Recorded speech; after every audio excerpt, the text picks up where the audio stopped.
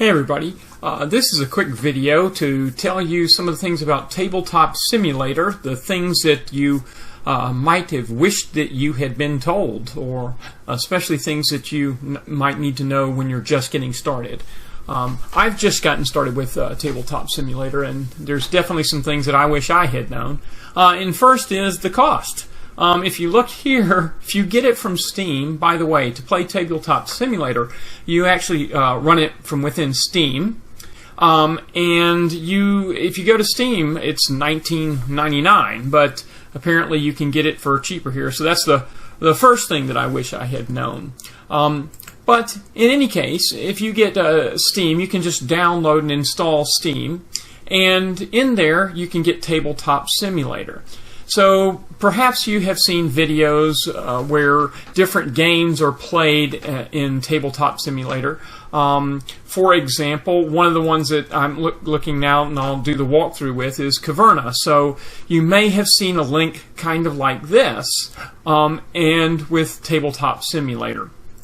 So the first thing that I just wanted to share with you is if you're new to this, you have to get Steam first, and then you have to get Tabletop Simulator, and then once you get Tabletop Simulator, then you can get the games of interest in a thing called the workshop, and I'll explain how that works. But the point is, if I come to Steam here and I type in Caverna, it doesn't show up. There's no Caverna there. Or how about Feast for Odin?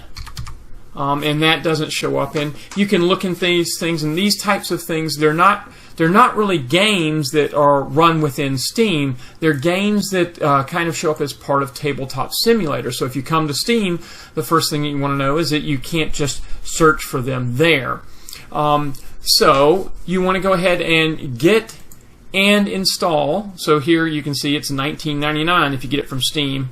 So you really might want to try to get it from some other place. But when you download and install that, then Tabletop Simulator will be installed. Now, the next thing is, if you want to get it, we'll look over Tabletop Simulator in a minute.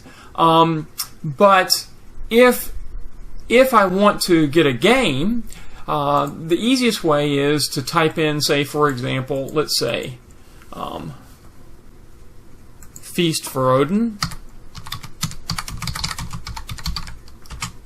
Tabletop Simulator, and it'll say Steam Workshop and then the game. And when you click on that, then you'll see what they call, I think that you call this a mod, but basically it's part of a thing called the workshop.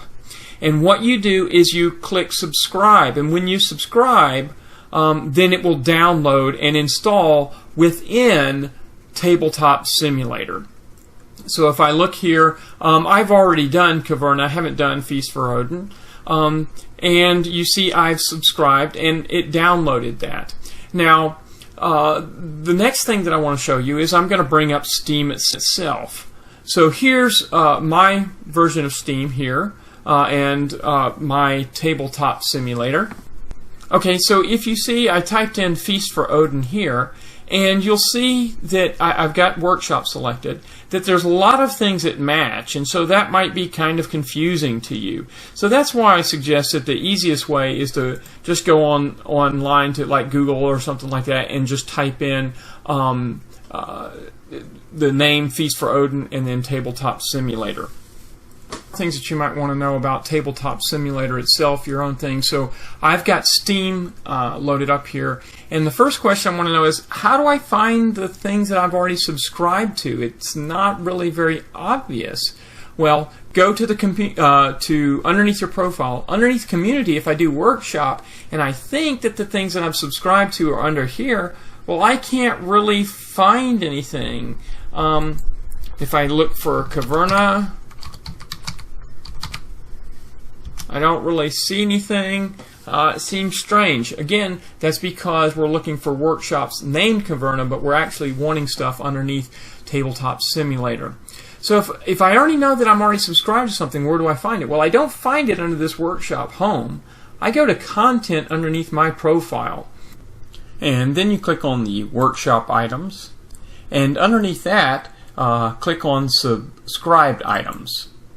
And now you can see the items that you subscribe to. So when Tabletop Simulator is running, here we can see it's loaded up, and you'll see this is the interface to it. And so when I get started, if I click on join, I'm going to be joining a game that someone else has created. So we're really going to start with create if you're just brand new to Tabletop Simulator. Configuration allows you to set different things such as graphics and sound and interface, so you can look at that later. I'm not going to go into that now. But I would suggest that you go through the tutorial that just shows you the main key shortcuts and things like that.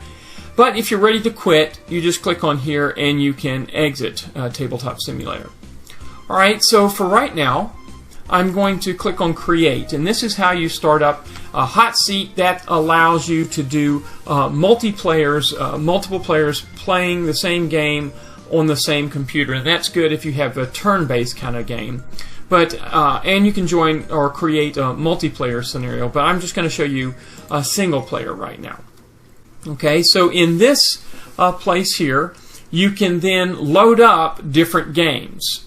So if you've already downloaded and installed Caverna, for example, or any of these workshop games through the workshop, you can see that I've got Caverna right there. So now what we would do to start that is we just click on here and it will load it up.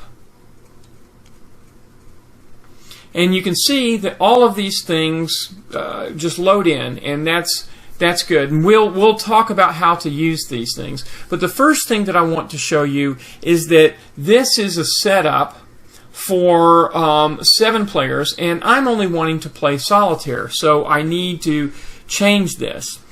I'm not actually going to go through all the tutorial steps of how to do things in Tabletop Simulator. I just want to show you some things that you might not have seen in other places. And the first thing is, how do I save a game? So let's say I decide I start playing this game, and how do I save it? That's the first thing that I couldn't figure out. So what you want to do is in games, the thing that you want to notice is that there's an autosave. And so the autosave is always saving as you go forward, but you may want to once you get it to a particular state, you may want to save it at that state. And one example of that is, right now this is the 7-player setup, and I want to change this to a single-player setup and then save that. And so that's what I want to do here, and you can see I've already done that with the 1-player setup. So what's going on is, once I loaded this thing, so here I'm going to go here and I'm going to load, and it just resets everything. But once I've loaded one of these workshop games, then now the autosave is what's taking place. So it's autosaving all the time here. As you're making changes, you may want to save often. So to do that, just go to Games. And if I want to save this as a new kind of game, I click on Save, and I just type in, or I click Create, and it brings up a name. And so here I'm just going to put in Test.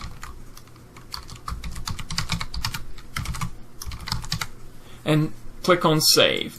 And so what that will do is that will save the current state of things. But as I'm going forward, if I make any more changes, it still goes back to the autosave. So the autosave, it won't overwrite the test. It won't continue to overwrite this. This is kind of an instantaneous type of thing. Now, if I want to overwrite, so for example, the 1-player setup, if I wanted to overwrite that, or if I wanted to overwrite test, if I make some changes, just click on this ellipsis there and click Overwrite.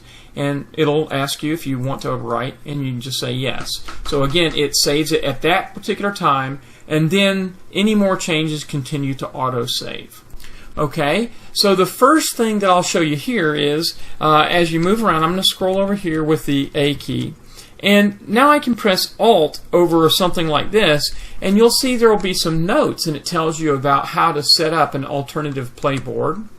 Same thing for here. I've got another note. And anything I can just, press the Alt, move my mouse over that, the cursor over that, and press Alt, and it will zoom in and show me up close some things. So to show you how we would set this up for a single player game, the first thing to notice here is that in this particular case, they have the alternative player home board in these different bags. So if I look over here and I scroll, it says 1 supply board inventory, 1 4-player game board, 1 6-player game board, 1 3-player, 5, and a 1 and 2 player. So I actually want to get rid of this board and replace it with the 1 and 2 player board. So to do that, I want to get rid of this board. Now here's the first thing that I didn't realize. As I move over here, this is locked. So how do I move it? I can't move it. I can't do anything. So what do? On the other hand, if I look at a card, I can move this card around and I can move this little token around. Well, what you'll notice is that as I hover over something that you can move, it has a border that comes around. So I can move these things. So certain things I can move, but notice there's no border over this bag of gold, and there's no border over this game board. And so what this means is that it's locked. Okay, so if I right-click on that, we see that there underneath custom toggles, it says locked. So it is locked. So I can click on that and it unlocks it. So now if I hover over here, now I can actually move this or actually delete it. And that's what I want to do. Now the shortcut key for lock is L. So it's locked and then unlocked. And so once I've unlocked it, I can just hover over it and press the delete key, and now that board goes away. So the next thing that I want to show you is that I can go in here and let's find the 1 and 2 player board. So that's the one that I want to pull out. So I can pull it out here and put it right there. And then I can press the L key and lock it. So now it is locked in place. So now I've got the 1 and 2 player board. So now let's clean up. I want to clean up the rest of things. And so to do that, notice again I can move these bags because they do have. So now let me show you something about these bags. All of these bags you see are not locked, as opposed to these bags up here which are locked. So that means that you can move these bags, but like decks of cards, I actually have to hesitate a minute. I hold until that bag moves, and now I can move the bag itself. Now if I click and drag away immediately, you'll see that I'll actually pull something out of the bag. So as I do that, notice that the board comes out. Okay, so that's the first thing. The other thing that you need to know about bags is if I try to place this board on top of a bag, or I put an object on top of a bag, it'll put it inside the bag. So as I drag over here, whoop, it goes inside of the bag. Now, since this bag is pretty far away from the other bags, I know it went in here, and that's a good thing. But this is something that you might need to know about, because I might accidentally drag it into the wrong bag. And so when I do that, let me show you what I mean. So I'm going to drag this one over here, and there's nothing inside of it actually. It says 4-player game board. But let me pull the board out of there, and I actually move it over this other board, over the other bag, and now it says a 4-player game board. But that's not what's in there. When I pull out of that bag, it's that supply board that I actually accidentally dropped in there. So you kind of be careful about dragging over bags. Okay, so for the 1-player setup for this game, what we want is I'm going to use the introductory version of the board as well. So over here I want to get rid of this board and replace it with that one. And I've got the single player 1 and 2 player game board. So all of these bags that deal with the 3, 5, and 6 players, I don't need them. So I'm just going to hover over and press delete. And so I don't need any of those. And the same thing for once I've pulled this supply board out, I don't need to have the bag, so I'm going to delete that bag. And the same thing for the 4-player game board. I don't need that. And since I've already pulled out the 1 and 2-player game board, I don't need that bag, so I just delete those bags. Now over here what we see is I'm going to delete these instructions because I know what they are. And this board here is a nighttime board. So if you wanted to use a nighttime board, then you would use that. You have to unlock it first, just like we did. Now I can move it around. But I'm not going to use that. So I'm just going to set it up for the standard 1-player solo kind of game. So I'm going to delete that. Okay, so now I'm just going to move this supply board over here, and I'm going to populate it with the appropriate tiles. So to do that, I'm also going to move into the 1st-player view by pressing P. It's in the camera view, and pressing P again. Now I'm in the top view, and that's actually a little bit easier for a lot of things that I'm going to do.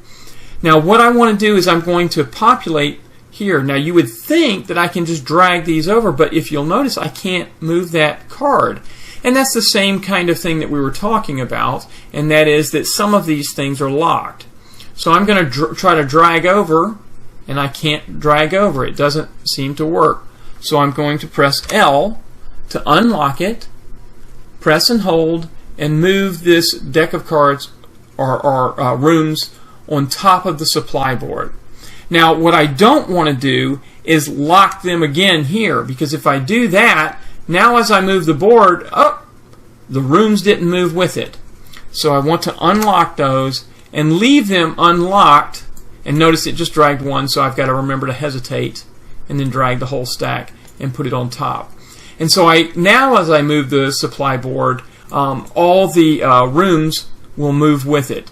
And so that's actually what I want to do. And yet I'm not exactly sure why they locked everything down. I'll go ahead and unlock the supply board here, and you'll see if I move that, all the stacks stay there. So in fact, let's go ahead and get rid of that board because we don't need that board. So we just want to move the stacks over. And so I can zoom in a little bit if I need. And what I want is I want to put the simple dwellings, and again I'm just going to press L to unlock it and move it over. And I would do that for each one. And you can see, again, as I move my cursor, we can see whether there's any that are unlocked. So for example, this one, the stone supplier, is unlocked. So I can actually drag that over right now. Okay, so I'm going to go ahead and set that up and then cut back. So now another thing to be aware of, if I'm trying to move a number of these tiles at the same time on top of the supply board, beware, notice that it's showing me that I will be moving pieces underneath the board as well. So really what I want to do is I want to make sure that I move this inventory board out of the way first. So move it out of the way. And then now if I have certain ones on the board that I want to readjust, again, I don't want to click inside the inventory board, I want to click outside, and so I may have to just drag on top. Okay, so there's a couple of more things that I wanted to show you that I didn't know when I first started dealing with Tabletop Simulator, and that is getting things out of the bag. Like I've already showed you that they might go into the wrong bag if you're not careful, but I kind of thought you had to click and wait or whatever, so you can just drag them out very quickly. You can just do like that. The other thing that you can do is I can actually hover over the thing that I want multiple items of and press Control-C to copy and Control-V to paste. So that's a way that I can get things out very quickly to redo the supplies, and then I can just select and delete. So it's probably a good thing to just delete things or just keep dragging out of the bag, because there's lots of them in the bag, and then you can do the copy and paste if you want. Alright, so once you have everything set up the way that you want, you should just go ahead back and make sure that you save. So here I'm going to, oops, don't want to load, want to make sure that I overwrite. So we've saved our setup there. And so now, anytime that I want to come back and want to play the 1-player setup, I just click on here, and I can do the same thing. Start with this one, which is the 7-player setup, and I can change it to any other kind of setup that I want. And this test one I can just go ahead and delete. And there you go. So I hope that helps you with knowing how to get started with Tabletop Simulator. Have fun playing.